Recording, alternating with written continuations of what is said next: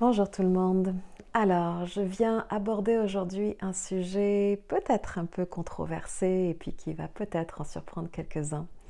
Mais c'est un sujet qui me tient à cœur et sur lequel j'ai envie d'offrir un peu de lumière, de conscience et peut-être d'éducation pour justement venir changer tranquillement le regard qu'on peut porter là-dessus. Et donc, il s'agit de la plante entéogène qu'on appelle la Santa Maria, qui est aussi communément appelée cannabis ou marijuana, marijane. Et cette plante qui a été vraiment beaucoup considérée dans les dernières décennies comme étant une substance illégale, une drogue, euh, est en train de tranquillement évoluer dans les mœurs et les représentations sociales et politiques aussi, puisque maintenant on voit qu'il y a de plus en plus de pays qui sont en train de légaliser sa consommation récréative. Elle a déjà été admise par prescription comme étant une plante médicale qui traite certaines affections, certains troubles physiques, certains troubles psychologiques, de santé mentale aussi. Mais principalement, son utilisation, on va dire, récréative, commence à être légalisée ou dépénalisée, que ce soit en Europe, que ce soit en Amérique, aussi en Asie. Et donc, cette plante gagne du terrain dans nos sociétés.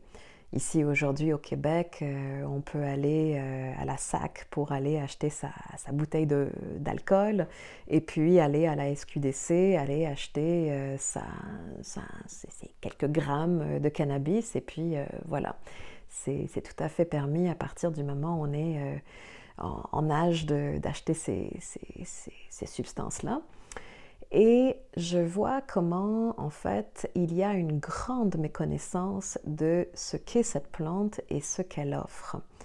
Alors, la majorité des personnes qui vont consommer cette plante vont chercher chez elles un côté un peu sédatif, euphorisant.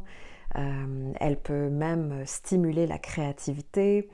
Donc, c'est beaucoup une façon pour certaines personnes de prendre soin d'elles, même de s'auto-médiquer dans certains contextes pour des personnes qui font de l'anxiété, qui vivent du stress, qui font de l'insomnie. Ça peut être une façon pour elles de prendre soin de ça ou bien pour beaucoup de décrocher. Euh, on a l'expression ici au Québec qui dit je, je vais me geler. Euh, et ça veut bien dire ce que ça veut dire, c'est qu'une grande majorité des personnes qui vont vers cette plante, c'est pour aller geler ou anesthésier ou engourdir certaines parties d'elle, certaines émotions, certains états, certains malaises ou inconforts, et ce de façon un peu comme l'alcool peut faire aussi, ou même d'autres substances. Euh, mais c'est un peu dans ce but-là que les gens vont vers cette plante en général. Et c'est assez dommage et limitatif parce que originellement, cette plante qui est pas juste apparue dans les dernières décennies, mais qui est présente dans à peu près toutes les cultures sur Terre depuis plusieurs millénaires, contrairement à certaines plantes médecines comme par exemple l'ayahuasca qui, elle, pousse davantage dans certaines parties du monde, en Amérique centrale et l'Amérique du Sud. Le cannabis ou la Santa Maria, elle pousse partout. Elle pousse vraiment dans les Amériques, en Europe, en Asie. Elle est vraiment présente partout et d'ailleurs c'est pour ça qu'on l'appelle la plante du peuple.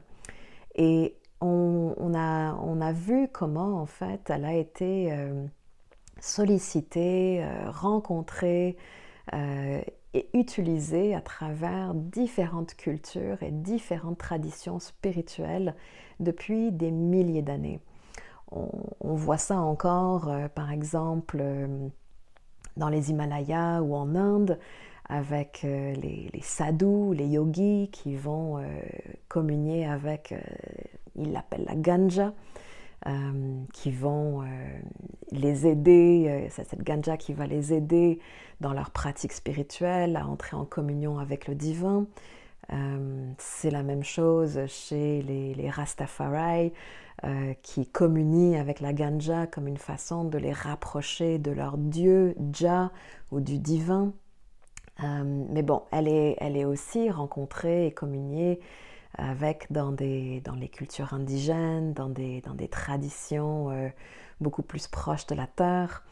Et dans tous les cas, cette plante n'a jamais été abordée de façon vulgaire ou récréative, et surtout pas inconsciente, mais plutôt dans une conscience que c'est une plante qui favorise certains états. Une plante qui permet notamment de rentrer dans des états d'introspection, donc de connexion à soi, qui ouvre des portes de la conscience, de la perception. Une plante qui aussi a des vertus d'activer certains canaux et certains centres énergétiques en nous, donc qui peut débloquer des énergies. Et qui dit débloquer des énergies veut souvent dire aussi faire circuler ces énergies en nous, et puis souvent ces énergies sont associées à des émotions, à des mémoires, à des blessures, à toutes ces choses-là qui peuvent être cristallisées en nous, que nous avons enfouies à l'intérieur, au fin fond de nous-mêmes, dans certains moments de notre vie où l'inconfort était trop grand, donc on n'était pas en mesure de venir rencontrer ce qui était là, mais cette plante a la capacité de nous amener à la rencontre de ces espaces. Et c'est d'ailleurs pour ça que ça arrive que des personnes qui connaissent pas très bien la plante et puis qui vont la consommer une première fois un peu de façon nonchalante ou inconsciente, et qui vont vivre de l'anxiété, ou qui vont ressentir de la paranoïa ou des peurs, ou juste des états d'inconfort, c'est parce que cette plante-là, qui est véritablement une plante médecine, donc une plante qui a la capacité de nous amener à l'intérieur de nous et de nous offrir un espace de guérison, cette plante médecine, elle vient justement réveiller ce qui appelle à être vu, ce qui appelle à être pris en soin. Et quand on n'est pas prêt, quand on n'est pas outillé, ou qu'on n'a juste pas simplement la conscience que la plante peut nous amener vers ces états-là, eh bien, quand ça s'est réveillé et que c'est extrêmement inconfortable, ce qu'on cherche à faire tout de suite, c'est à resupprimer ça, à le refouler à nouveau. Et c'est là que, en allant à l'encontre de ce qui essaye d'émerger, qu'on vient créer des expériences qu'on appelle des bad trips, ou des expériences délétères, négatives. Et c'est vraiment, encore une fois, une méconnaissance de la plante qui peut amener à une utilisation inconsciente d'elle et à une réaction qui n'est pas favorable à ses effets. Et aussi, donc je disais que c'est une plante qui permet de faire bouger, circuler l'énergie à l'intérieur de nous. C'est aussi une plante qui vient réveiller potentiellement cette énergie vitale qui se trouve en chacun de nous, qu'on appelle la Kundalini, qui est une force de vie, une force créatrice, vraiment un courant, un circuit énergétique qui permet non seulement d'activer les centres énergétiques, les chakras, mais aussi vraiment de conduire vers certains éveils spirituels. Et c'est en ça notamment que la plante était utilisée pour rencontrer des états de conscience expansés, des états de conscience élargis, des états aussi de communion avec le divin, avec plus grand que soi. D'ailleurs, dans les traditions qui honorent cette plante comme étant sacrée, Le fait de l'appeler la Santa Maria, c'est que ça fait bien référence à la Sainte Mère, la Mère divine. Et cette plante est sur son octave vibratoire élevé. Elle est connectée à cette énergie-là de la Mère divine. Elle est connectée à cet espace d'amour, d'accueil, de douceur, et aussi à un immense réservoir de sagesse. Donc, c'est vraiment... elle peut être vue comme un conduit qui mène vers ces états de conscience expansés, vers un état de communion avec le divin, mais c'est surtout, je dirais, un outil qu'on peut utiliser dans certaines pratiques spirituelles, que ce soit la méditation, que ce soit les mouvements conscients, que ce soit du travail thérapeutique pour aller vers la guérison de certaines parties de nous. C'est vraiment un outil qui peut servir sur plusieurs plans, à plusieurs égards, à partir du moment où on la rencontre avec conscience, intention et respect. Parce que justement, c'est une plante, même si elle peut être considérée comme une médecine douce par certains, c'est une médecine puissante. Et le risque de cette médecine-là, un peu comme toutes les médecines, où on a tendance à commencer à se fier à une plante pour se sentir mieux, eh bien, c'est que ça devient un peu comme une béquille et non plus un outil qui nous permet d'accéder à des états de conscience élargis. C'est pour dire que c'est une plante qui demande beaucoup de discernement. Si on veut l'appliquer à notre cheminement spirituel comme une alliée, comme un outil, comme un vecteur d'évolution, il y a une façon de la rencontrer. Et je crois que dans les prochaines années, vu la vulgarisation de masse et l'accessibilité grandissante de cette plante, c'est sûr que ça entraîne une consommation plus large de la population.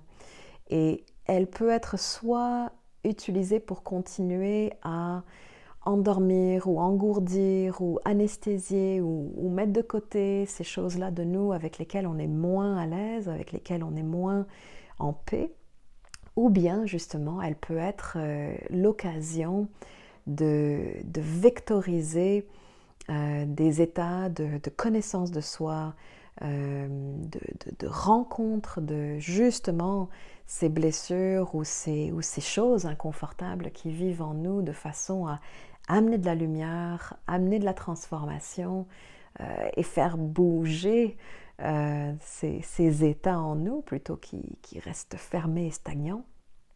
Alors, c'est vraiment une question de non pas c'est quoi cette plante-là, mais comment est-ce qu'on la rencontre, comment est-ce qu'on l'utilise, comment est-ce qu'on la consomme de façon à la transformer en une substance qui nous endort en quelque sorte et une substance qui nous éveille.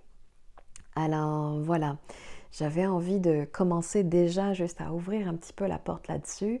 Je ne veux pas faire une vidéo trop longue, mais j'aimerais probablement offrir un peu plus d'informations, un peu plus de contenu au fur et à mesure pour continuer à sensibiliser sur la nature de cette plante-là. Et surtout, comment entrer dans une relation juste avec elle pour le plus grand bien de tous. Merci beaucoup et puis à bientôt.